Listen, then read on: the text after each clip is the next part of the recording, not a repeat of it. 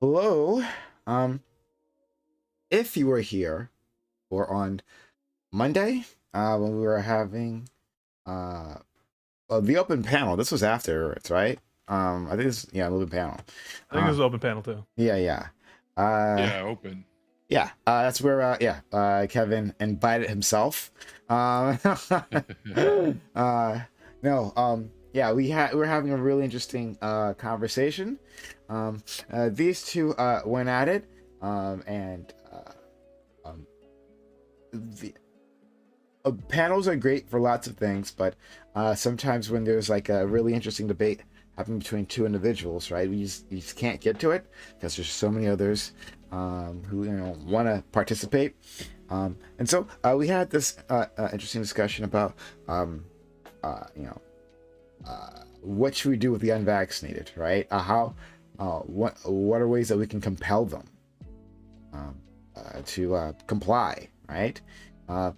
Kevin had his idea, and Pisco very much disagreed.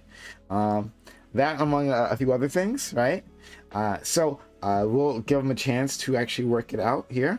And I think we will. I think it's going to be a good one. All right. Be two individuals I think who are very intelligent. So I was like more than happy to mediate this.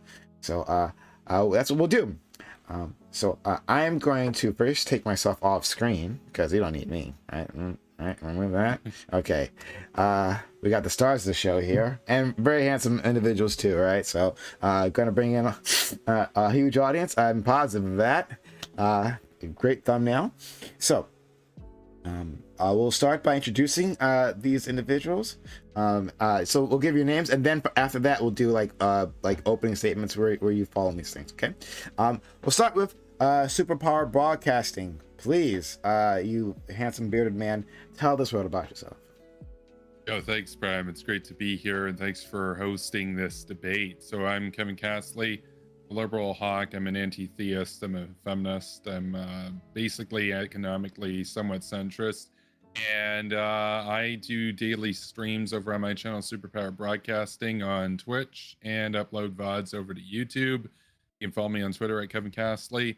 And yeah, I also have opinions on the virus that's been plaguing our hemisphere recently, the last couple of years. And I believe that just as in matters of foreign policy, we got, pretty strong solutions from my side. I also have strong positions on and solutions for this side. So it's good to be here, and look forward to debating Pisco about this, because we did kind of get to, I'd say maybe somewhat of an approach to a compromise on determining where the line is in our last debate. So. Okay. All right. Next, of course, someone that my audience is very familiar with. You should be. All right. One of our best guests. All right. His name is Pisco. Pisco is here. Pisco, please let them know if they don't. Yeah, thank you so much, Prime, for having me, and Kevin for joining in. I thought it was a really fun conversation last time that unfortunately had some not so great interruptions from people who were just kind of missing the plot, or just trying to tar Kevin or I with something that we weren't even talking about. I'll let the audience figure out who they think those contributions came from. But I'm Pisco. I'm not a lawyer. I graduated law school. I passed the bar. I'm submitting my bar application for admission. It's in the works, but I'm not a lawyer. This is not like a legal advice. You shouldn't look to me as somebody who is an authority on the law. I'm just giving sort of my layperson's opinion. People would probably construe me as pretty left-wing or liberal on these panels. And yeah, I think that this is a fascinating discussion, especially because I think we're not representing these total ideologue positions. I don't think I'm a libertarian or an anarchist, and I don't think Kevin is either. And I don't think he's an authoritarian or someone who thinks that the government should be involved in every aspect of your life. And I hope he doesn't think that of me. So hopefully we'll be able to have like a reasonable discussion on policy and the merits of this policy. And I think from for this, it might make sense for Kevin to start first, Mhm. because I think he's having like the affirmative position as this is what it should be, and I'm more just Yep. tearing down. Okay. Yeah, sure. All right. So yes, please, Kevin, you can have a few minutes to introduce your point, and then Pisco, you can do the same. Sure, yeah. Thanks, Prime. So basically, my view on this is that the virus is basically a once in a century pandemic, and that's backed up by medical professionals. Obviously, I'm not a medical professional. I'm not claiming to be. I'm not claiming to be an expert or anything. But if you look at statements from, say, the CDC, for example, they note that the contagiousness, in particular, of the virus, and that's the really important factor here, even to some extent above the raw death numbers. The contagiousness of it is different, and it's very stark in contrast to other diseases that we've seen. And when you're comparing it to like other sorts of SARS sorts of diseases that did occur, and particularly in Asia over the earlier part of this century so far, that we need to basically get to a point in our social contract where we as a society understand kind of how to take measures seriously when serious threats face us. And I've done streams right when the pandemic started, going a little bit over how in some ways we got lucky with this one, that the death rate is as low as it is. Now, it's not, as somebody claimed on the last panel, that it was 0.2%. That's not true. That was comparing the total population. But if you look at the infected, it's much higher than that. It depends where you are in the world, right? But altogether, you're looking at a few percent basically, and so that's a lot. It's not nothing. It's also not it's not the Black Death. And so the reason why I say to some extent we got lucky with this is that this is our trial run. This is our time to figure it out in case something much worse comes at us in the near future, which I believe that there is a chance, given that the CCP in particular in China has not, they'll do temporary shutdowns and whatnot, but they haven't changed their sanitary standards. And I don't think that it's unreasonable to speculate that at some point in the next century, we might have something like this sprout up again, which, there's also the potential of things like potentially, antibiotic resistant plagues, that sort of stuff down the road. There are these sorts of threats out there that could be much worse, where they have a similar contagiousness to this disease, but a way higher death toll. And so I see this in a sense as an opportunity to save lives, but also in the grand scheme of things, an opportunity to figure out how to deal with pandemics before an even worse one hits us. And I believe that we need to, as a people, get comfortable with the idea that in times of crisis, we defer to elected authorities and experts to basically come up with policy to reduce the spread of the virus and to set deterrence in place against the spread of the virus, because this isn't a matter of a simple, it's my body, it's my choice, that sort of thing. This is a matter of what your actions impinge and infringe on the lives of your compatriots. And so it's a matter of patriotism, but in a world where simple ethics and simple morality cannot compel good behavior, it's incumbent on the government to thereby step in to facilitate that, because it's the only body that actually has the overall authority to compel universal action. And I believe that a great way of doing this is to set in place a strong deterrent. I don't want to put somebody in jail for life, but I also don't just want to give them a fine, because as we know, that fines ultimately they hurt the poor the most. And I would prefer, in this case, I'm obviously arguing for a jail term of 6 months, and with the caveat that if you decide that you do want to get vaccinated now, you're free to go before that, basically. And if you don't want to get vaccinated, then you serve the 6 months, because it's ultimately in this context with the virus that we're facing, it amounts to antisocial behavior to refuse to get vaccinated. And I believe that it should fall under criminal prosecution. That's my view.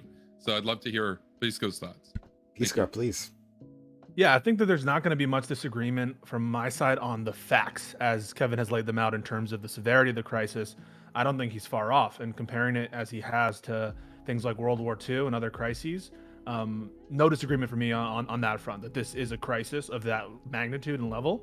and also the caveats he's made comparing it to other potential plagues in the past, which, you know, it could be a useful testing ground for much worse things and much more worse demons to come. Other things that we don't disagree on, I think we both agree that rights are not these limitless things that are or ever were intended to be completely free from government intrusion. Our history in the United States, even in the United States, which you could see as a very libertarian or rights-focused society, it's never been Congress shall not abridge the freedom of speech. Congress abridges the freedom of speech when it says that you're not allowed to have child pornography. Congress abridges the freedom of speech when it says you're not allowed to, have fighting words or any of the copyright laws. It could be seen as a way of abridging the freedom of speech. So I shouldn't be construed to understand these rights as these limitless, absolute things. I think that would commit me to some sort of anarchist or libertarian position, which I'm not ready to do, and I would not be prepared to do. But I also think, and I don't want people to misconstrue Kevin, I don't think, and I mean, he can fight on this if he does think this way, but I don't think that Kevin says in the face of war, anything is permissible by the government so long as that rationale is offered. I don't think Kevin, for instance, would be okay with a policy like what happened in Korematsu during World War II, where we had Japanese internment camps in the United States, even if there were some proof positive that Japanese people had some marginal higher rate of defecting to the Japanese cause. I'm not sure that he would be okay with any policy from the government so long as that there was a sort of nominal link to increasing the safety. What we're looking for, I'm not going to cite specifically legal standards, but what we're looking for is a compelling purpose, and I agree that you found a compelling purpose here. We want the restriction to be proportional and not too overly burdensome to people. And I think we agree on that on principle. And the question is, what is overly burdensome? And maybe this crosses the line in terms of criminal sanctions, not just for the unvaccinated, but also for spreading vaccine misinformation, which is what we talked upon, which are kind of, you can put them in the same ring of stuff. And the reason I disagree with these policies kind of get into three buckets. One is, I think it's messed up on the incentive side in terms of a policy, like, will it actually work?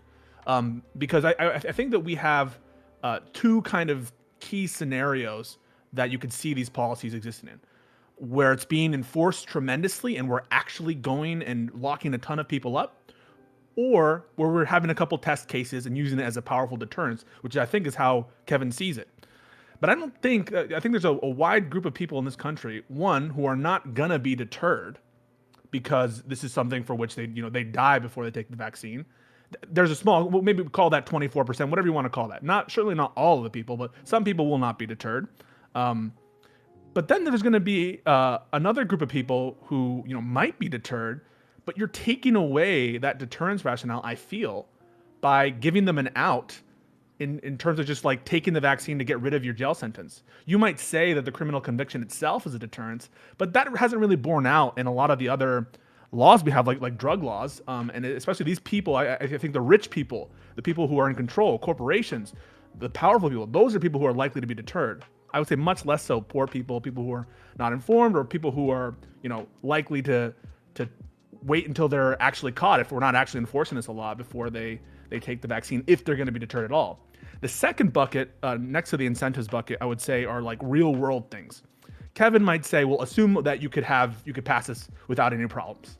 And that's all well and good. And I'll assume it for the sake of the hypothetical that we could pass it through Congress, and that the Supreme Court wouldn't come in the way. But if you ask me, like, am I in favor of this policy in the United States? I am thinking about those real world things. I don't think that under this Supreme Court, this would pass muster. I don't think that it was worth our political capital to spend legislatively. Look at how much trouble we're having on voting rights. I don't think it's worth it to try to, and to engender so much resistance from people and resistance from lawmakers to try to pass these really stiff punishments. So that real world bucket of things makes me think it's not a good policy. But I think third is this, and principally, I think it really is a step too far in terms of the freedom scale. Yes, you can point to like hate speech laws in certain places with respect to the policy on speech, wanting to put in prison people who spread vaccine misinformation. But the vaccine misinformation penalty for me is a much broader policy regarding truth. It's not as tight, I think, as the hate speech laws in the other countries that you might mention.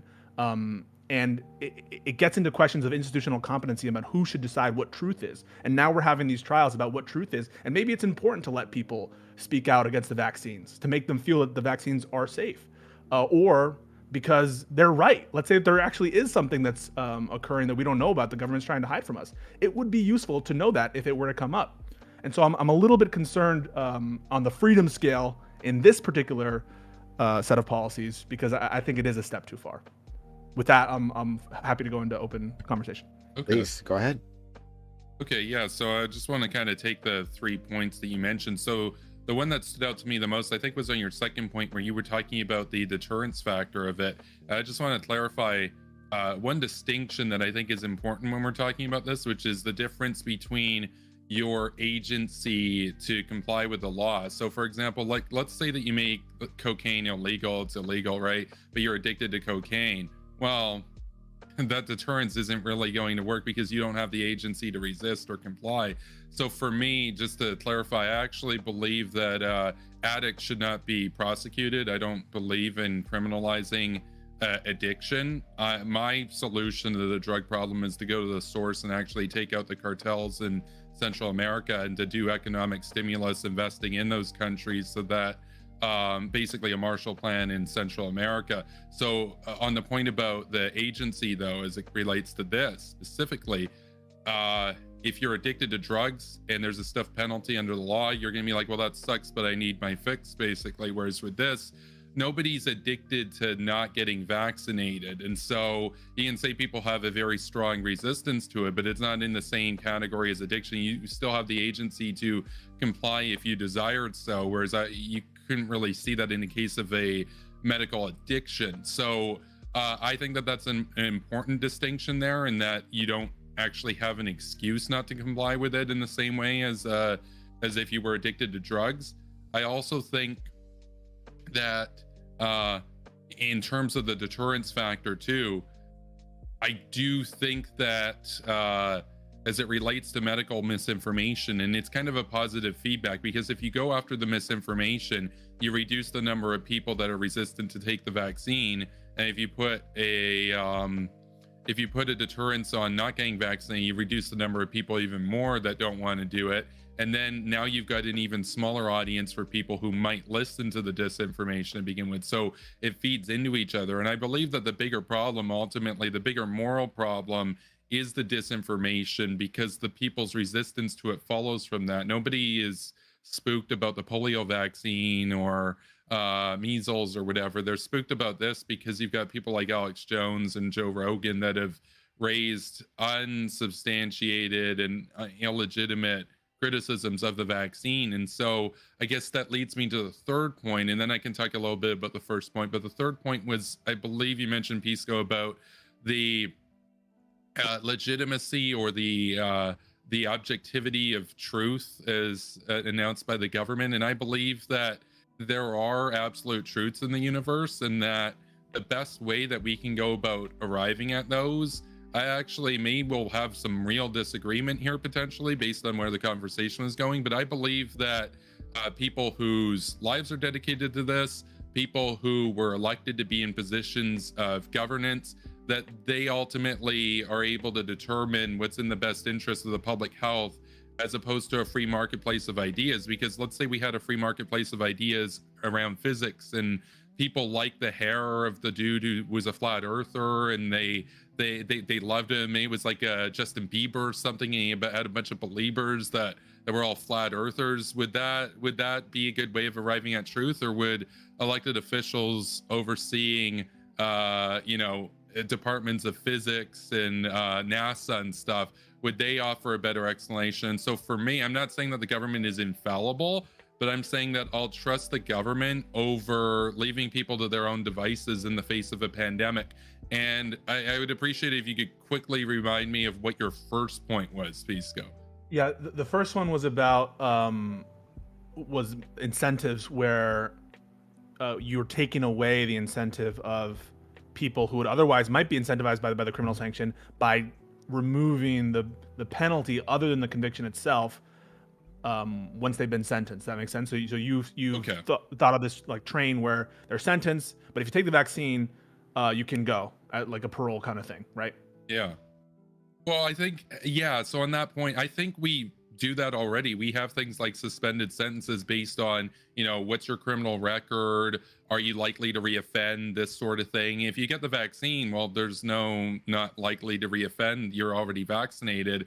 And on the point about, in that case, the severity of the crime, most of these people, I would argue almost all of them, are actually good people that have fallen down a really toxic rabbit hole of disinformation. So this isn't to punish them so much as it is to set an example and for their own health, right? So I don't see what good it is keeping somebody in jail for the rest of the 6 months if they're already vaccinated. So because the penalty alone, that being on your record for potentially 7 years or more, is a deterrent in the same way that it is under the current criminal system, which is there are a lot of sentences that are handed out that do get suspended, but that doesn't mean that there wasn't a criminal deterrent set, because you still had to be arrested. You still have now a criminal record. You still had to go through the trial process. So it is still an inconvenience. It still sets a public example. It just means that the convict doesn't go to jail. So, because the goal isn't to log jails, it's to get people taking the vaccine.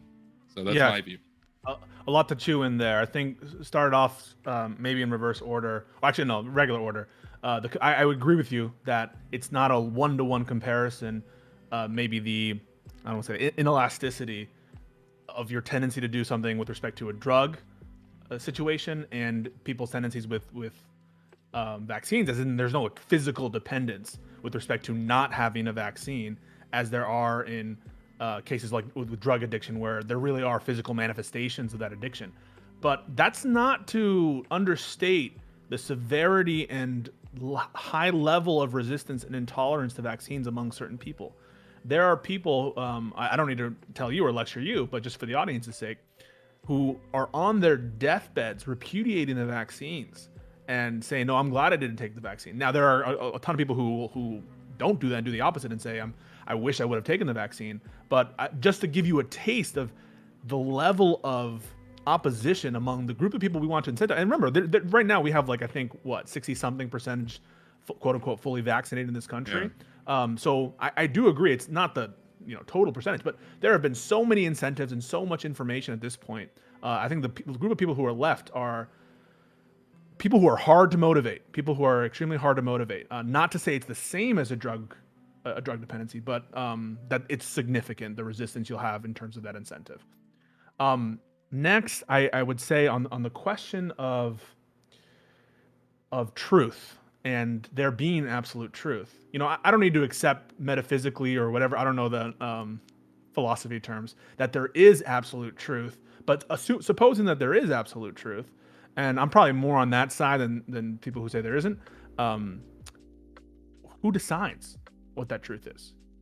I have a real problem with having a prior restraint on speech that is yet to be determined to be misinformation, not just because I think that person who has misinformation has a right to speak generally, and I'm afraid of the slippery slope into despotism, but because I'm scared that I'm going to chill legitimate speech. Maybe there is non-vaccine misinformation, but it is critical of the vaccines that doesn't come out because you're afraid it will be construed as vaccine misinformation and you will be incentivized not to speak. And those are the kind of incentives I'm worried about when you have a prior restraint on speech. And it's something, by the way, if we're talking about, who do we trust to tell the truth? Yes, I would say don't just leave it to the masses to determine, these unlettered fools, what's going on in science. I think that there is a place for elites. There is a place for institutions. Absolutely. But think about not to invoke the slippery slope, but to invoke the legitimacy of the institutional competency of the government to determine what is truth and be the sole arbiter of that. Back in the day, in the 1919s, 1920s, 1930s, 1940s, we had sedition laws that were being applied to anarchists, infiltrators into communist groups, deportations on the basis of political belief, because America had made a determination that speech was illegitimate, and that speech, for instance, calling for the end of a war was illegitimate. And that, I'm not saying that you were in favor of calling for the incarceration of everyone who's against wars, for instance, that you agree with. But it kind of gets to that question, like, what would be theoretically wrong with the government jailing people who spread anti-war propaganda? Under your model, it seems like that would be what would be stopping me from making that argument with what you're using. What would be the limiting principle in that case? I think I'll leave it there just because I think there's enough to chew on there Okay. to let you respond. Yeah, so I remember you mentioned something in your opening, which is about the internment camps, for example. I should state for the record, obviously, I think the internment camps were a gross, abuse of power and everything by the government. I don't believe that the U.S. government or the Canadian government are in any way of that sort of disregard for human life. I don't look, I'm not saying that the government is infallible today, but for the most part, we should recognize now that the government is mostly just, well-intentioned bureaucrats that want to get a paycheck and actually want to help the people that they're governing. And so that's not true for most of the world. Most of the world is led by authoritarians or dictators outright. And so we're kind of in a rare situation in countries like Canada or the United States or Australia or the UK, where the government is actually comprised of people, regardless of their ideology, but who generally have the public interest at hand, not their own embezzlement or their own, how can we get as much billions of dollars as possible or whatever. There are people like that in the US government. There was Rod Blagojevich, for example, in Illinois, and he went to jail for corruption. So, in these countries, there are anti-bribery laws that are actually very effective. And so in terms of the competency of our government, it's not to say that it's perfect, but it's a lot better than the rest of the world as far as the determinant of truth.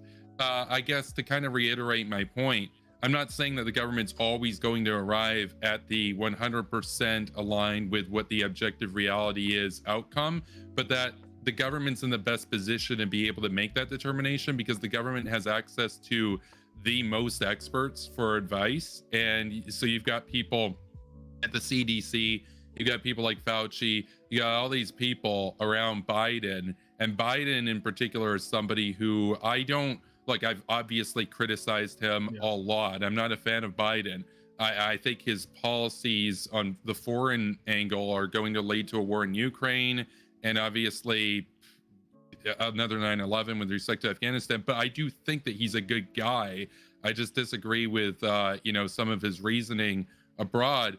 But his determinations on the medical standpoint, I think the medical standpoint is really different here, that there really isn't that much of a politicization of the medical field as there is foreign policy or economics or anything else.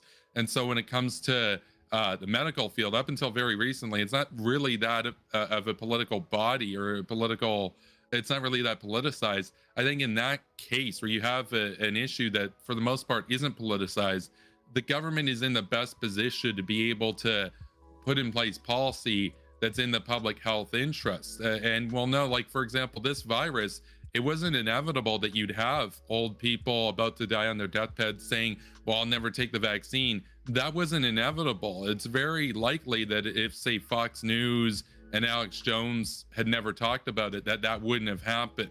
And so this was politicized specifically around this particular virus. And so all those people will still get other vaccines. And so I think the disinformation angle is really important, because the government stepping in and saying to those people right from the get-go, no, you're not allowed to spread misinformation, would have made the difference in millions of people's lives between being very resistant to take it today and not even thinking about it, not even having it as a political issue. They'll be arguing about critical race theory or abortion or whatever. They're not going to be arguing about vaccines, right? So yes, I think the best argument that you made personally, I think the best one was, well, what if this acts in such a way to deter other people from making legitimate criticism?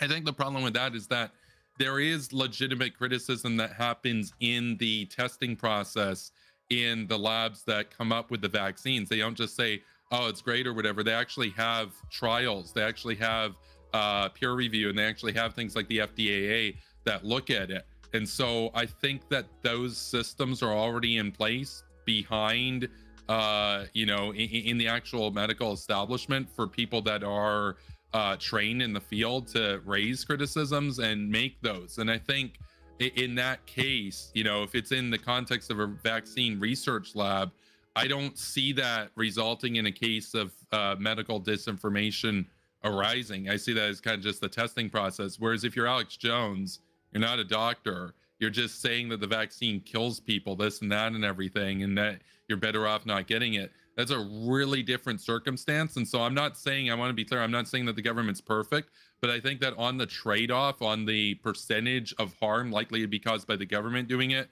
versus just an open, everybody their own devices, I think fewer people die in my scenario than in the scenario where you do what happened already and wind up with 850,000 people dead. So obviously people are still going to die. It's just I don't think it'd be anywhere near as high as this. So yeah, couple things. One is on the question of whether or not the science is in fact political. I think that you could make a strong argument that in actuality there's less to debate about with respect to the science than any political theory or any geopolitical conflict actually. But in the real world, it has been politicized. And you might say it's been politicized because we've let this misinformation fester, and we've let these purveyors of fake information go around essentially unharmed, but for the graces of a few private companies. I'm not sure if that's correct,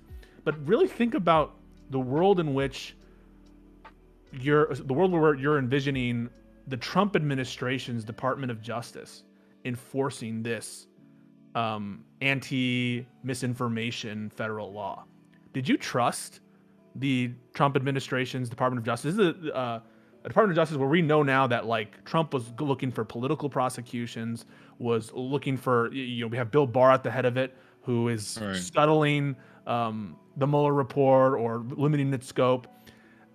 When I'm thinking of imbuing actors with this kind of authority, I got to tell you, I'm shaken by the Trump years, and I'm shaken about what that kind of discretion, really prosecutorial discretion. I'm scared of that prosecutorial discretion in the hands of stooges in the Trump administration. Why aren't you scared of that? Okay, yeah. So I view Trump largely as an anomaly.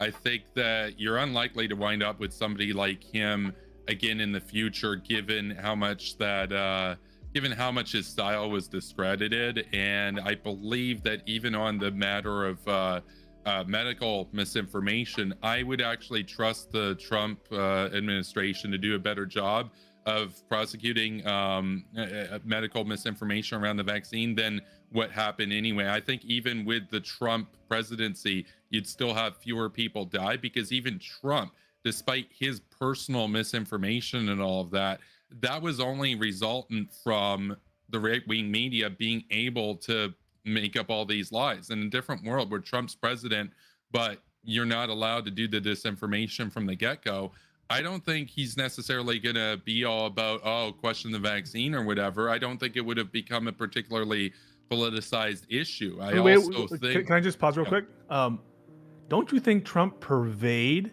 misinformation about COVID?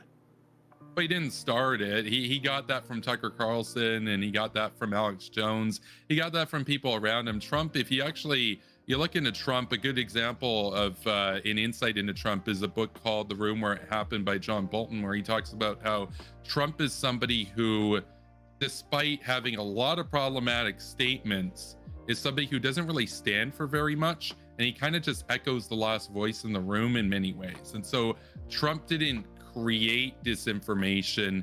He parroted what he had heard from right-wing media that did come up with that. And I believe in a world where those media outlets would have been worried that they would have faced criminal prosecution for spreading disinformation, Trump wouldn't have been exposed to that information. But again, I would also say Trump was an anomaly. I would be shocked if America ever had a president anywhere near as dumb and incompetent as Trump again. I think people have learned their lesson from him. So fair enough. I don't know. I guess comparing the two worlds, one in which the vaccine I guess another point to this is the world that I think that you live in, that you want to live in, doesn't exist even if you did have this criminal mandate. I don't think the government, even enforcing to its maximal capacity, could stop the floodgates of this kind of hysteria.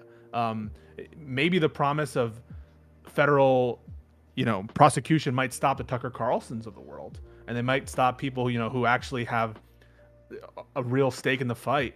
But is it going to stop? What are you going to do with Facebook or anonymous postings on the internet? How do you have this policy be like effective and not result in this kind of like witch hunt mentality where people are scared to speak out loud in the face of something like the internet? Okay. I guess my question to you then would be, where do you think those anonymous posters get their worldview from? It's from people like Tucker, isn't it? He reaches 5 million people each night, I think. I'm not so sure about that. I'm certain that they absolutely spread and make mainstream a lot of these theories, but I'm not sure that Tucker Carlson, take out Tucker Carlson, take out Alex Jones, these things don't come up sort of organically through social media or through misinformation from some really malicious actors, or some actors who think they're being honest and but are just dead wrong. For me, it's especially hard to ferret out the malicious actors from the honest but misled actors. And it seems like your policy, I don't think would distinguish between someone who's quote malicious and someone who's just spreading something because they actually think this vaccine is killing people. And I think you would agree that there are some genuine people who think that this vaccine is killing people. And it seems weird to me to not make a distinction between those people, but it seems like the policy, wouldn't be able to be actualized in a way that would distinguish those people. Well, yeah, I want to be clear. I'm not actually arguing for distinguishing between them, because the consequence of the speech is the same in both cases. It's to ultimately undermine the public health interest. And so it's kind of like whether you love the vaccine or you hate the vaccine, if you go out and tell people, hey, don't get the vaccine, you'll die if you get the vaccine, the consequence of that is the same regardless of what's in your heart. It's kind of like you go and murder somebody. If you claim to the judge you murdered them because you loved them and life sucks, so you were doing them a favor, you're still going to jail for murder, right? So the intent doesn't actually matter. The motive doesn't matter. It's a criminal intent. Yes. But in this case, the criminal intent there, even if it was well-meaning, it's still a guilty thought. It's still good. I think a good choice or a bad choice of words there, guilty thought, is I think that's exactly what's going on here, is kind of thought policing. But sure. in fairness, take this scenario. I am Pisco and I say, you shouldn't get the vaccine. The vaccine is dangerous. Prosecutable? Well, I mean, yes. The answer is yes. It's just, in reality, you have police everywhere. It depends. If somebody reports you to authorities for it, yes. If you say that in your own home, nobody's really ever going to find out. I'm in a public area in front of a bunch of federal officers, and I'm just saying, don't take the vaccine. Is that prosecutable? No, I don't say it's dangerous. I just say, don't take the vaccine. Yeah. So encouraging people to not take the vaccine, that's not spreading misinformation. I mean, you're not lying. I mean, you're just giving your opinion. It's the same effect, right? It's the same effect. Whether you say don't take the vaccine because it'll kill you, or don't take the vaccine. Yeah, it's still the same effect, right? It's the same consequence, right? Huh. What if you say something like this? You say, the vaccines, I don't know if the vaccines are safe. Yeah. See, that's where it gets a little bit more tricky.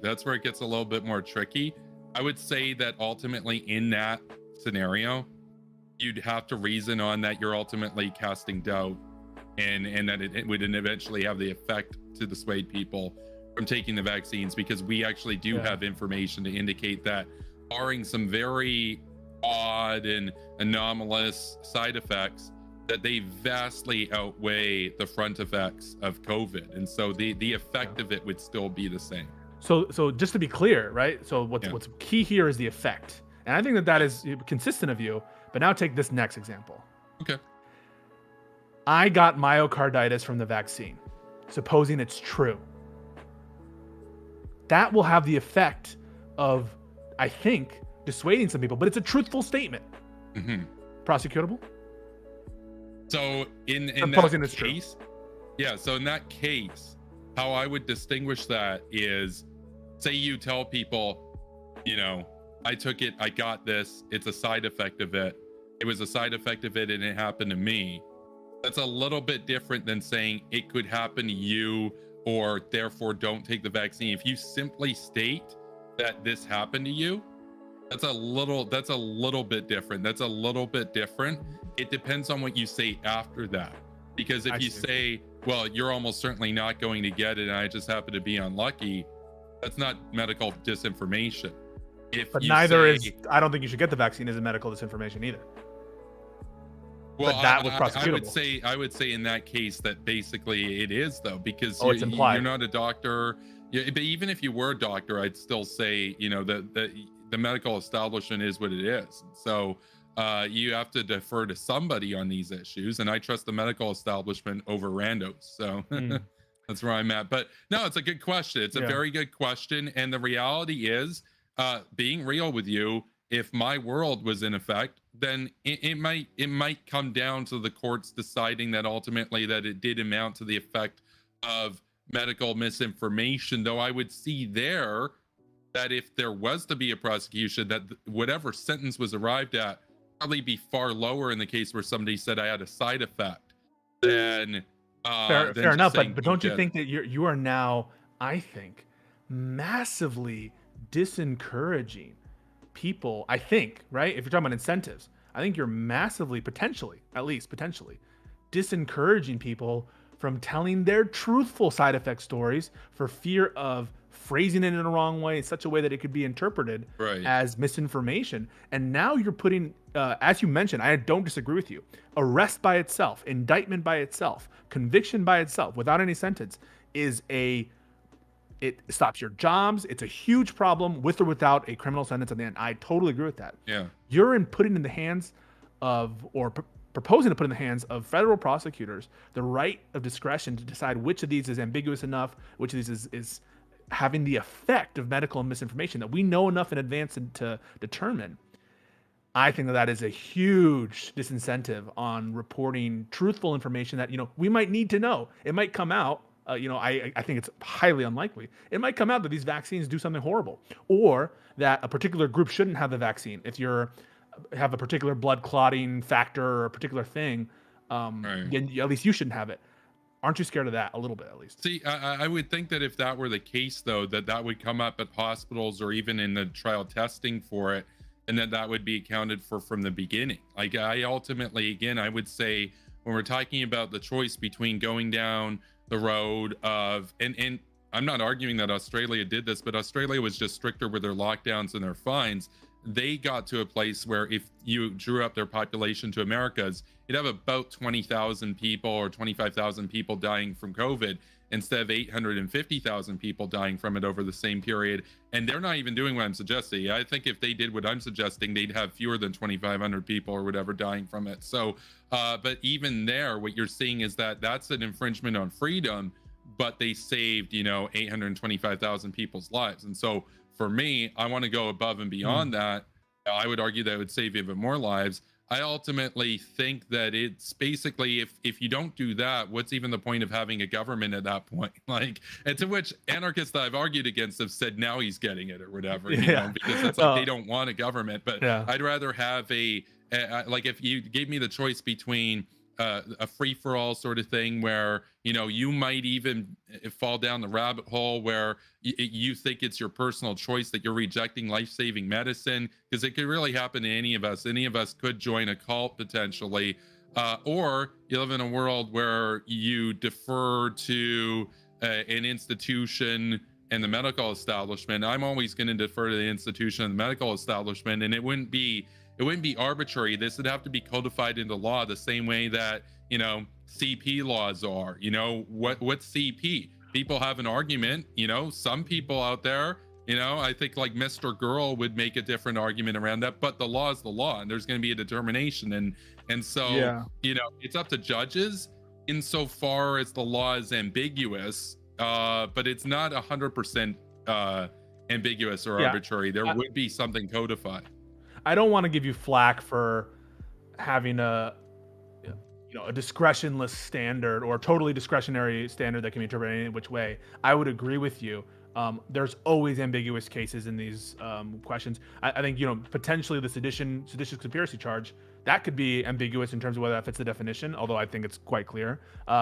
Certainly in terms of child pornography, there have been courts that have wrestled. I think there's a set of factors known as the DOS factors that certain district courts take into consideration when determining what is child pornography. Is it focusing on this particular thing? Does it have the effect of this? Is it, and you run down the list of these court adopted doctrines based on text, which can seem quite general. Courts will often do the job of narrowing it. I'm not suggesting that is not possible, but I think we have to be careful, at least with respect to general matters of truth, determining when it starts. When is it that we know everything enough to sanction a bit of speech?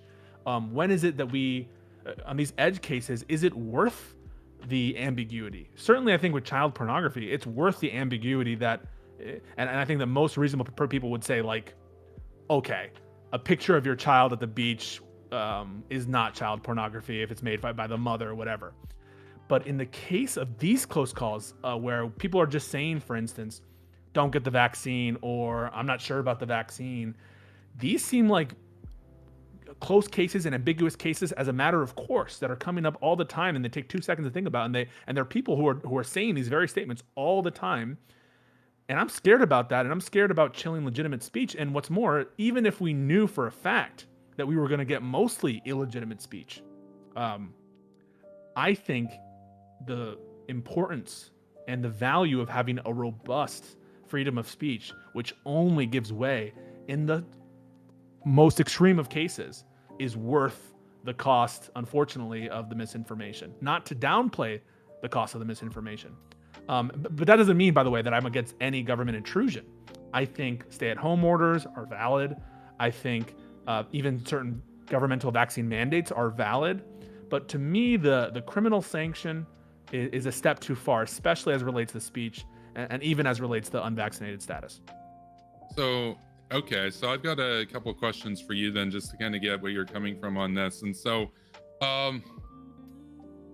on the point about the CP, where you mentioned the edge cases, I just want to understand your position very clearly. So on the edge cases, so I'm not misinterpreting you, would you favor in an edge case where it's a bit ambiguous, would you favor in the direction of we need to protect children and therefore classify it as CP, or we need to protect free speech and therefore accept maybe it's a bit gray zone? Which is your position on that? My position on any of these matters, certainly, I think most child pornography, the lasciviousness is clear, and that's typically like what you're looking at.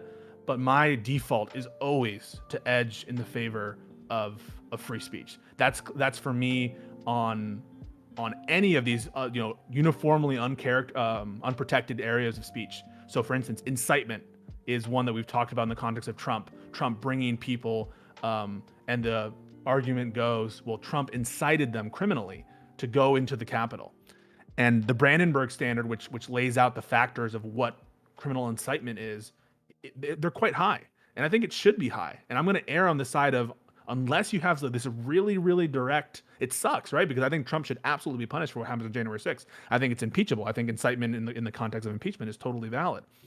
But, I'm like Hitch. I really only want to give government oversight of speech where there are, I think, clear categories that are not viewpoint biased, which are neutral in other ways, or some organizing principles that are not viewpoint biased. They're viewpoint neutral. I'm very skeptical of viewpoint biased laws. Laws that say, for instance, you're not allowed to be a member of the Communist Party if such and such and such and such, or if you're trying to apply for green card status, you're not allowed to have ever advocated for such and such and such and such.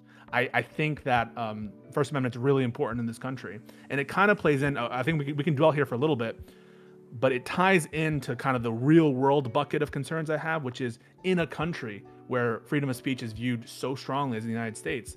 I don't think this gets off the ground without heavy resistance from the people who have gotten used to that protection, and the courts who, as a matter of course, will strike this thing down, in my opinion. Okay, so I guess my second question I was going to ask you then, right? Because obviously this now depends on what your answer to the first one was. So you're going in the direction of free speech there. Okay, so because it sounded to me like you were almost leaning against, like in favor of the prosecution side on that. But so you're for deferring to the free speech side on cases of edge cases related to that. My next question then is, to what extent does the damage come into play? So for example, let's say here that we're talking about, we go with your world and X people die versus we go with my world and X minus 1 million people die. People still die, but it's a million fewer. In that case, and say we're talking about a population of 350 million people for the argument, so 0.3% of the population difference, does that, It does move it, yeah. So it does move it, because if I say to you now it's not a million, it's X minus 25 million, let's say it's a much more deadly, not just contagious but deadly thing, it moves it. So this is where I think the fundamental sort of debate is. I thought this debate would be shorter because I felt like we had a lot of sort of a common understanding, but there's a lot here. I think so in order to kind of resolve this debate, I think what we need to figure out is the trade-off between the severity and the criminal punishment, because I think our ratio of deterrence to negative effect is different. Like it might be, for me, 1 month of jail deterrence for like 5 people that you might accidentally infect, versus, and then you can run through what the likelihood that somebody dies is from that, versus I think you would agree if the Black Death swept through America, you'd probably want you probably everyone at home. You wouldn't side. I don't think you would side with the edge case anymore. I think you would side on the prosecution in that case, right? I think that's right, that you could put enough body. Now keep in mind, we're assuming perfect information, right? We know enough in advance, which very often we don't know, that this policy is going to prevent that lives. That's one of the things that I think keep that analog from being realized in the real world. But if I knew that some great magnitude more people died and would be saved with this policy, then I think that you fall on the side. I'm not going to be a libertarian and say that even in the face of ultimate destruction, we're going to keep this speech. Then it doesn't make sense to me. But keep in mind, there's kind of 2 fronts that we're fighting on. One is this world that we are in, where it's like, assume that your policy is successful. Now I'm going to contest with you and say, I don't think your policy will be successful. I don't think it'll get the results that you think it will, for the reasons, because of the resistance reasons, about incentives. But this last category where we're talking about institutional competency and freedom versus, I guess, saving lives, that's a separate question. Even if your policy is successful. So I think we have to fragment it that way. I argue with you that your policy will be successful, but even if your policy would be successful, I think it would have these other deleterious effects, which is why I'm also against it, unless you raise the body count a certain level, which I think you've identified. So I disagree to somewhat on the effectiveness of it. I don't believe, for example, and I don't think you're making this claim, but you brought up 24%.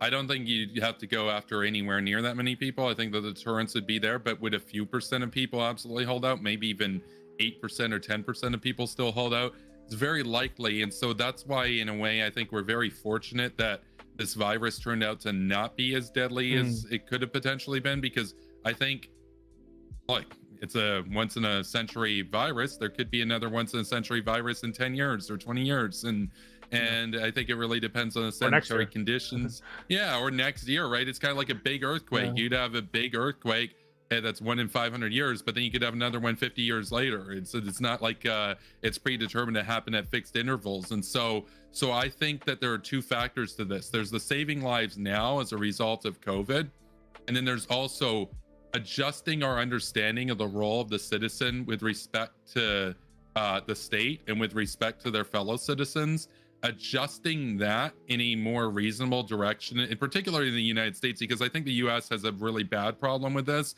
I think countries like Germany, the United Kingdom, Australia, and even to a lesser extent Canada have a better grounding of the duties of the citizen to their country as opposed to the United States. The United States used to be a lot more about patriotism. That kind of changed in recent decades, but the US has always had this really sort of libertarian streak. Yeah. I don't think that that is appropriate for great situations of catastrophe.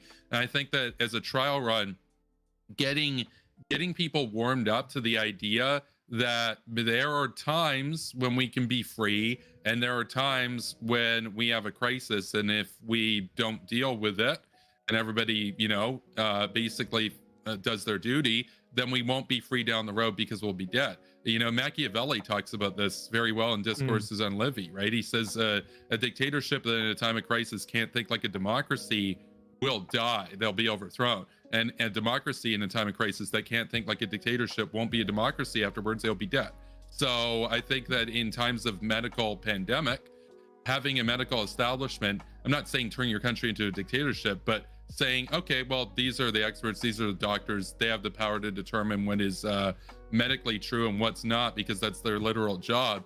I think that that's an important trade-off, because in this case, saving lives matters more than freedom. And so am I thinking that COVID is the end of the world? Well, it is to, the millions of people that have died from it, but in the grand scheme of things, no. But it's more about, I think that I don't like America's social contract. And I think that if you live in the United States, in order for your country to get to a place where you're more prepared for a future pandemic, you're better off to figure out these holdups now than wait until something like an antibacterial plague does arrive and you still have the 3%ers, the patriot dudes out there saying the government can't tell me what to do, going around and literally infecting everybody with the plague because they don't know the basic idea of one's duty to their fellow citizens. So that's kind of where I'm coming from here, which is it's about saving lives now, and it's also about America's got a big problem when it relates to unfettered personal freedom. So that's kind of my standpoint. Listen, I don't disagree with your framing of what's going on here, and I do agree that in times of crises, a captain needs to just take the ship where you need to go. You don't have time when the clock is. Well, my father always used to tell me was, we'd always have these like thought experiments of, there's a nuke is about to hit, or something's about to happen. There's about to be a tsunami or something. And me and my brothers, we would have a tendency to say, why? And he would tell us, when there is something going on, there's no time to ask why. There's no time for us to do it. We need to just do what the leader says. And at extremes, I'm with you there. One of my favorite I think my favorite president of all time is Abraham Lincoln. And Lincoln, took actions that it's very questionable where they could have taken them, that implicate freedoms, right? At that time, it was legal for people in the South to own people. And he issues a proclamation saying, no, everyone who's in the warring states, as a war power, I'm just taking away what at that time is your legal property, right? It's questionable whether he had the authority to do that. Do I think it was a good thing to do, even though it implicated ostensibly some people's freedoms? Yes.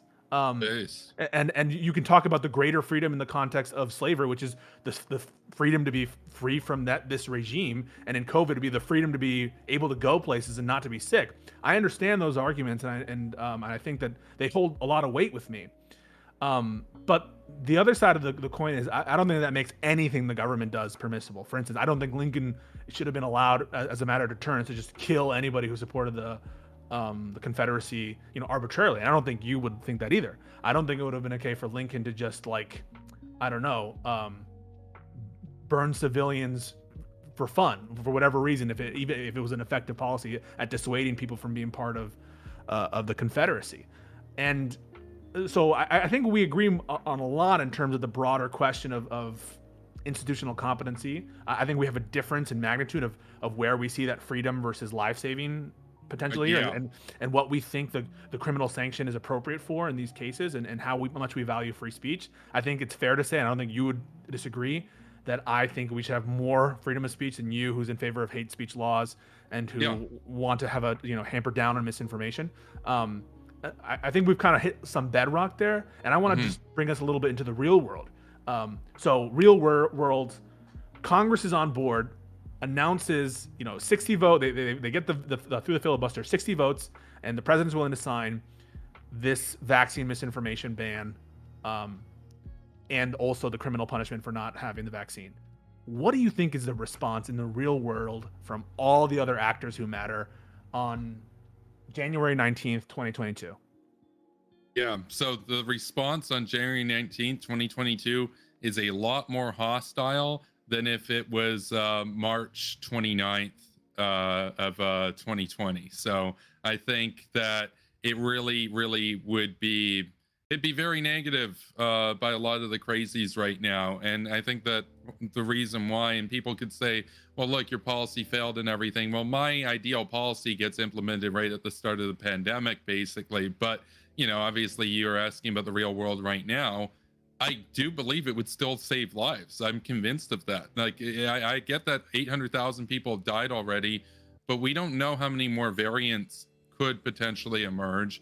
We don't know the, contagiousness of them, and we don't know the lethalness of potential future variants. And again, I also worry about entirely new viruses or bacteria coming out in the future, like an antibiotic resistant plague. I would say, short of nuclear war, or perhaps even worse than nuclear war, because this doesn't care about borders. That would probably be the biggest threat that humanity might face, is an antibiotic resistant plague with a high death toll of like 30 or 40%.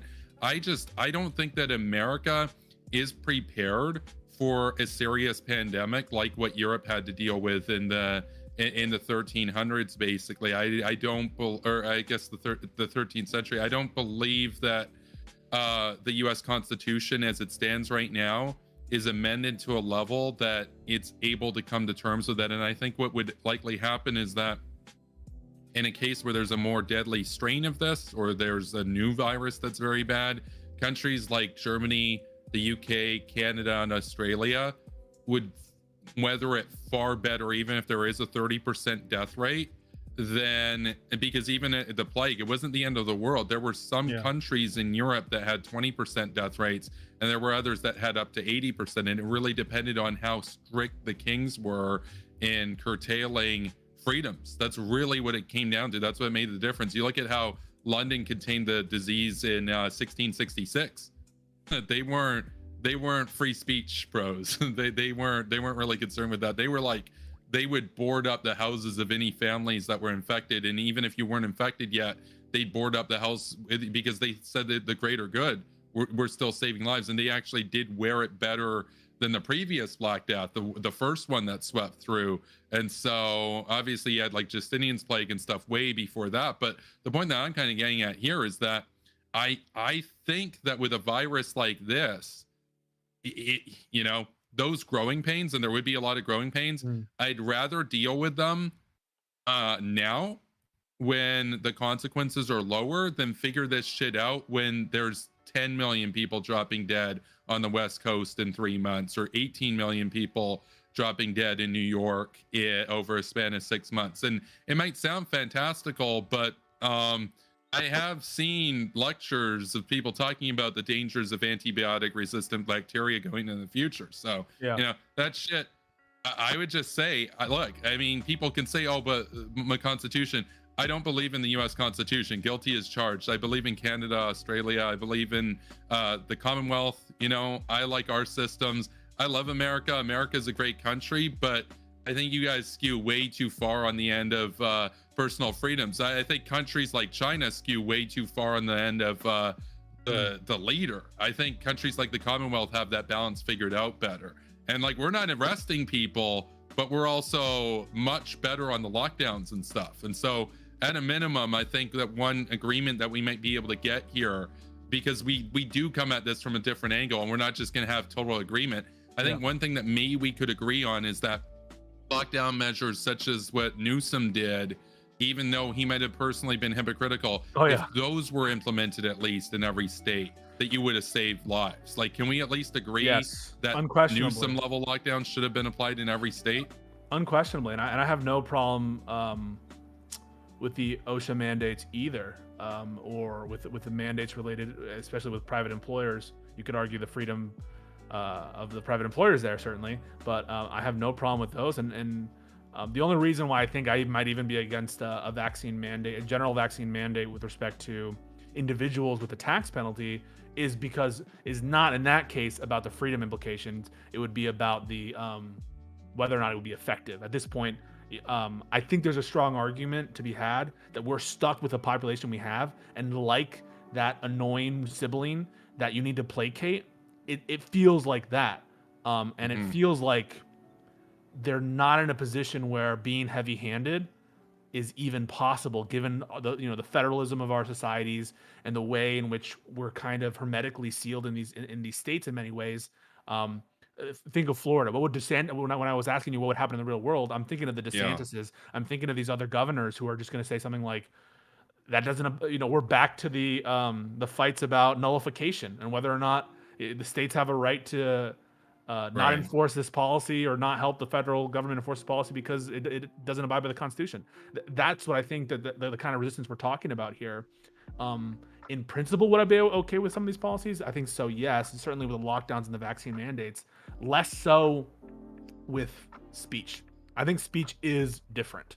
I don't know exactly why it's different, and I can't put into words every reason why it's different. I think it's different, one, because it's a safety valve of democracy. It's the one thing that's supposed to channel people's desires and interests about how government should run. I think that bedrock is speech, whatever you want to call speech. And so I'm very cynical and distrustful of speech regulations, which frankly I think is the best part of Hitchens and not his hawkish attitudes at times. See, I would disagree about that. But we can't go into that tonight. But I'd be happy to debate you about that another night. But we're over time. I'm sorry. I guess I just got a question for you though, Pisco, about you were talking about how it's the back valve of democracy and everything. I don't disagree with you there. It's just, for me, I guess I've got a couple points, which are that I agree with you on the reality that people like Santos and stuff would totally resist. DeSantis would totally resist it. I totally agree with you there. I guess my broader point is that I'm not just concerned about saving lives right now with this. I'm also concerned about adjusting the U.S. social contract to get to a point where those types of people, well, they might be conservative and Republican and all that sort of stuff, that won't be their knee-jerk response. Right now it would be, but I guess the thing is, for me, I can see two scenarios in particular where democracy won't be a thing anymore in the United States, even though the US would still be a democracy. And that's if there's a massive World War III nuclear war. I don't think your habeas corpus is going to be a thing at that point. And if there's a Black Death type plague that comes through, I think in both of those scenarios, the Constitution won't matter anyway. And so I think that it's better for people to get comfortable with the idea of emergency powers, because if a big crisis, and COVID is bad, but it's not to that level. If a big crisis like that does come out, your population is better off already being comfortable with the idea of, obeying the authorities and power in that circumstance than there's a Black Death and there's a libertarian march infecting each other. That's not something that I don't think people would like to see. And I think that that's fundamentally the reason why, even though the UK, even though Canada and the United States in this scenario, this like apocalypse type scenario, all of them are functioning as a dictatorship. I actually think the death toll in those countries, from a plague at least, would be way lower, because people don't actually need to be told what to do. People kind of already understand their duty to their fellow people. And at that point, it's just kind of the laws exist to compel behavior from some crazies. My problem with the United States, and I guess you're right to note this, is that the crazies they're a big minority in the country, in the same way that they're not in Australia or the United Kingdom or Germany. And I think that it's a particularly American problem. But I guess the tragedy with that is, well, it would also be a particularly American mass death if a plague or whatever did wind up rolling through. Because I think that at the end of the day, those sorts of freedoms that you're talking about aren't, they're not permanent. They can be suspended. You've acknowledged circumstances such as the possessions of CP where, your freedom doesn't extend to that area. or in wartime, certain war powers can suspend certain freedoms. I guess my sort of thing about this, kind of my last point here is that if we're okay with suspending certain freedoms during wartime, why can't we be okay with that during a pandemic? To me, it kind of seemed like a double standard for me personally, because this pandemic has killed twice as many people as World War II, and it's not even a particularly deadly pandemic in the grand scheme of history. So I just to answer that and a couple other things, I think that absolutely you're correct that in times of crises, and including and especially this crises, freedoms give way and some freedoms are suspended, but not every freedom in every way. I think you and I would agree that some freedoms should not be overtaken. For instance, your right to have a trial if you're accused of spreading vaccine misinformation. I don't think you'd want to get rid of that, right? There'd be a trial. Yeah, there'd be a trial. That's a right? That's an individual right that you have. That's going to cost money, and it's going to waste a lot of resources that we could be using on spending. Another right that you might be in favor of protecting is the right to be free from arbitrary detention. Certainly some detention for reasons, but let's say government guy just says, I don't like you, and I think that you violated curfew yesterday, but I can't be sure. I'm just going to stop you to punish you. I don't think that you'd be okay with that. So we all, just like we all have crises where we would be okay with some rights being curtailed or limited in the way that they were intended to be limited and curtailed, even by the framers, who wanted more than anything, more than the freedom. Remember, the Bill of Rights comes after. That comes after. The first thing is making an enduring nation that isn't going to be invaded and taken over by other countries. It isn't going to be subject to the whims of the other nations. We wanted a nation that would last. That I think is the principal key thing that the Constitution gives us is endurance and longevity. The freedoms are important too, but I would agree with you. We can all think of crises that would disrupt our notion about what rights govern where, but we'd all think about rights that we would want to save, even in the face of something like a Black Plague or indeed of COVID. That said, I think we have real and honest disagreements on the effectiveness of this policy, on where we draw those lines, but I am glad that we found some common policy grounds in terms of like common sense restrictions. I'm thinking the lockdown, stay-at-home orders, other vaccine mandates and mask mandates. Certainly, I would agree that those were well done. Although I don't know, is your ideal policy the Chinese policy, putting aside whatever you think their role is for starting the crisis? Oh, well, no, I think China's lying. Okay. like the CCP incubated it. They actually arrested the doctors. They actually went the opposite of what I want to do. For me, I want to basically have criminal penalties imposed for medical disinformation. China did it the exact other way. They arrested doctors for warning people about COVID. So they're they're my enemy, right? So, but afterwards, right? Once it was clear and apparent, you think they did a pretty good job in quelling it?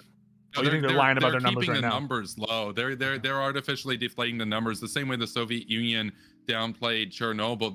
These authoritarian regimes, they're not capable of being honest about the truth, because even if the truth was an accident, even if they didn't create it, it still makes the great leader look bad. And so it still questions the line of the workers' paradise and all this sort of stuff. And so they had to shut down dissent. You can never trust these sorts of regimes. But I guess I do want to clarify. I just looked at the chat. I haven't really been reading the chat, but I noticed somebody said that it wasn't World War II. When I said twice of World War II, I was specifically talking about the United States. About 400,000 people died in World War II in the US, but 865,000 have died from COVID. So yeah, we're just talking about the US in that case. Obviously, on a world level, it's less than 10% of the world. Same for World War II. But in America, think about that. Obviously, there's a bigger population right now. But, objective numbers, though, this isn't even like a per capita thing. Objective numbers, you have a lot more people die. What was the US population in World War II? I guess it's a little bit beside the point, but it's on the same order of magnitude in terms of severity as World War II. I think comparison is totally half the time, twice the death toll. So I think that's roughly comparable, because I think the US had like over 100 million people probably at the time. So it's probably about the same 25% in 4 times. I think it's a similar percentage of people. It's almost like a World War II. And obviously in objective terms, it's twice, but there's more people now, but it's also faster. So I think on this, my view of it is that, you know, we can just kind of talk about the, you know, what's in the Bill of Rights, what's in the Constitution and everything. Sort of warning here is just that there will come a crisis eventually when the Constitution and whatnot will not reveal itself to be adequate to address the situation. I think that the 2 biggest failings of the Constitution are intense pandemics, very contagious pandemics, and very fast nuclear war. I don't think the founders had any idea that you don't have the time to get Congress together if the Russians launch an ICBM at the US, if you can declare war. I don't think that they could have envisioned that you'd have ICBMs that take 25 minutes to deliver their payload. And so I think that the Constitution is, it's inadequate for a world war, and it's inadequate for a pandemic. But in my opinion, doesn't actually matter, because I think that if either of those ever were to happen, they'd be suspended anyway. That would just, there wouldn't even be like a vote on it. It would just would be a thing. And so my sort of warning is, it's better for people to get comfortable with looking after their fellow citizens and everything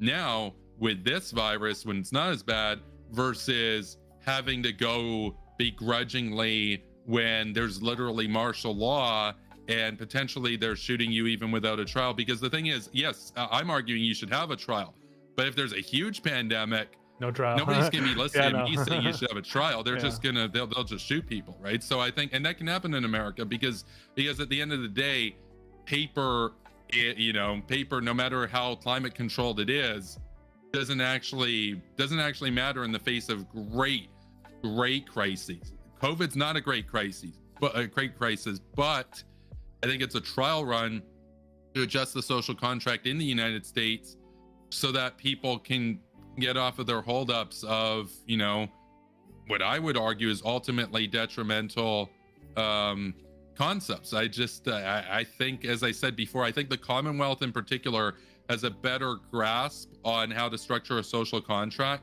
than the founding fathers in the United States did. It doesn't mean that America is a bad country. I actually think that in some regards, America can be a better country. I think especially when it relates to economic productivity, you guys are better than I think everybody except for Australia in the Commonwealth. But that being said, economic productivity won't save you from a pandemic. That's kind of the issue for me. So, you know, economic productivity and ingenuity and stuff, that can definitely come from, you know, you can make an argument that maybe hate speech laws and this type of stuff, maybe that hurts it a little bit, but on the same side of things, or on the flip side rather, you also in a time like this have fewer people die. And I think, you know, I'll close by saying, even though they didn't do the policy that I'm suggesting, they definitely were more on my side of it in terms of the lockdowns than say on the Alex Jones side of it, which you're not arguing for. We both agreed on the lockdowns, but Australia had what was it, 1/40th the death toll from COVID, or no, I'm wrong about that. It was what was their total? They had 2,843 people die from COVID. Factoring up to the US population, you're looking at what's that, like maybe like 30,000 people, a little more than 30,000 people dying. The US had 860,000 people die. And so I think that this right here is proof that the American social contract as it already stands doesn't work. And if we scale up the lethality of the disease, we're just going to see the exponential failure of the US social contract reveal itself there even more. And so I guess my sort of closing sort of prescription here is that it's better to start sooner rather than later. And I would just hope that there are constitutional amendments passed that make exemptions for, you know, pandemics and this sort of thing. That's what I would hope that the US, because I don't live in the US. I wouldn't be subject to this. It's not my life on the line per se. We'd be closing the borders long before that in Canada if this was a thing. It's about saving American lives, right? And I think that that's how you can do it. I think that's how you can do it. But that's basically my sort of closing there. So thanks. So it's been a good debate. Yeah, I really enjoyed it. So I enjoyed it too. And just to give a little quick closing as well, I think we agree on the fundamentals here that rights aren't limitless, and government intrusion can't be limitless in the face of even compelling threats, but certainly rights must be sort of make way for the most compelling threats in reasonable ways and not in unreasonable ways. The question is, what is a reasonable way and what is an unreasonable way? I think there's a big difference in an opinion between Kevin and I on what constitutes reasonable in the face of this threat, even though I think there's a lot of agreement. And certainly I think Australia didn't put what you suggested, but I will agree it was a different policy than what America did. Other things that distinguish America from Australia might have also contributed to that. But I think by and large, a lot of people and government actors in this country didn't take it seriously when they needed to. And they opened things up, and people didn't take it seriously either, as well as not just government. And I think a difference in people and the difference in the polity matters as well. And so I'm certainly not in favor of saying that the government needs to be anemic or unable to fight these threats, and they should be able to do stuff. In fact, I think that that's inherent. You don't even need an amendment. I think that's inherent in the nature of our ordered government, is that governments are able, in the face of compelling threats, to do things and to curtail freedoms in certain ways. And call me old-fashioned, I think that our Constitution still has a lot of life left in it, but certainly the threats that come are going to test it significantly, and people should be ready for that. On that, I think we're agreed. Okay, fantastic. This was really interesting. All right, so I'll give you outros. But before we do that, to my audience, we will have an open walk-on panel right after this. So we'll have more content for you. No need to step away. We will have more content for you. Hit that follow button. If you haven't done so yet, I've been sitting here, I've been enjoying this content. Hit that follow button. And make sure notifications are on. We do this 6 nights a week, so I don't want you to miss out. Exclamation social in my chat. For our social media, we got Twitter, where we tweet. We got Discord, where we talk about lots of things. It's the heart and soul of the community. Come around the Discord. We'd love to have you there. YouTube, find the VODs. If you missed anything, check out our YouTube channel. Like, comment, and subscribe. Also consider becoming a YouTube member, hitting that join button and supporting us that way. All right, we'll start with Kevin Castley. Kevin, Superpower Broadcasting. Where can people find you? Thanks, Prime. Thanks for hosting this, by the way, and thanks to Pisco. I got to say, I've been kind of swamped with debates recently, even though there's so much happening in the world right now with Ukraine and Kazakhstan and everything. I've never had more people wanting to debate me than now, so I've been swamped with debates. This was like the least blood sportsy debate that I've done probably in like a month, so I appreciate that. You know, it's pretty good faith altogether, and I'd be happy to debate you at any point in the future, Pisco. So Thanks, Kev. I think we have our disagreements, but we also have some common ground. You guys can find me on Twitter at Kevin Castley. If you'd like to set up a debate with me, you can shoot me a DM. I have open DMs for that reason. I also stream every day to Twitch. Last night I fell asleep beforehand, but I'm doing 2 streams tonight. I'm doing a post show for this one right now in a few minutes, and then I'm also going to be reacting to more of John Mearsheimer's Ukraine lecture after that.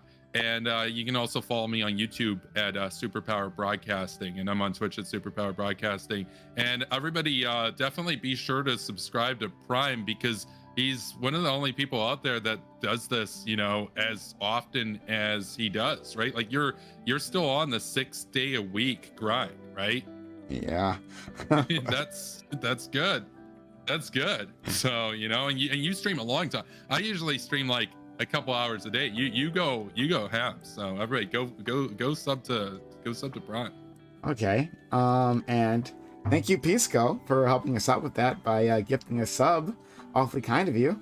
I'm paying it forward a sub you got from an anonymous gift. That's really kind. Pisco, great friend of this channel, great friend of the community, and myself, I feel. Pisco, tell people where they can find you. Yeah, thank you. You can find me. I haven't streamed in a while because of the real world and work at my firm, but you can follow me at twitch.tv/Pisco95. I also want to thank Kevin and for the debate. I thought it was really good faith. I think you guys should follow Kevin, not just for the good faith debates, though.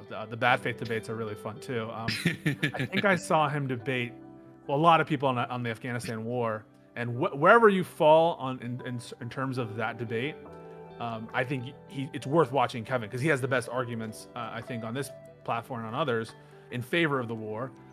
If you think that there are any good arguments in favor of the war, he has them, and it's funny, I think, and fun when he meets people who are not as well informed, whatever side of the aisle they land, or who are just trying to like look for fights. And he certainly doesn't back down from those.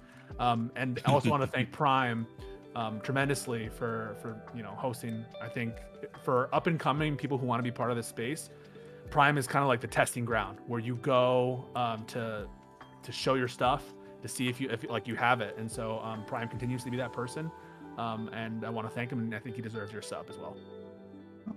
Oh man, that's awfully kind of you. Oh man, you guys are super nice to me, and I do appreciate it. It actually does mean a lot, so thanks so much. All right, so I'll put my face back on the screen just temporarily. Hey, hi. We are going to go into an open walk-on panel. I thank both of these great individuals for being here. If they like to join us, that'd be great. But if not, that's okay. Thanks for spending your time, your energy, your knowledge, and your passion for my community. I know they appreciate you as much as I do. Have a good one. Bye. Have a good one, guys.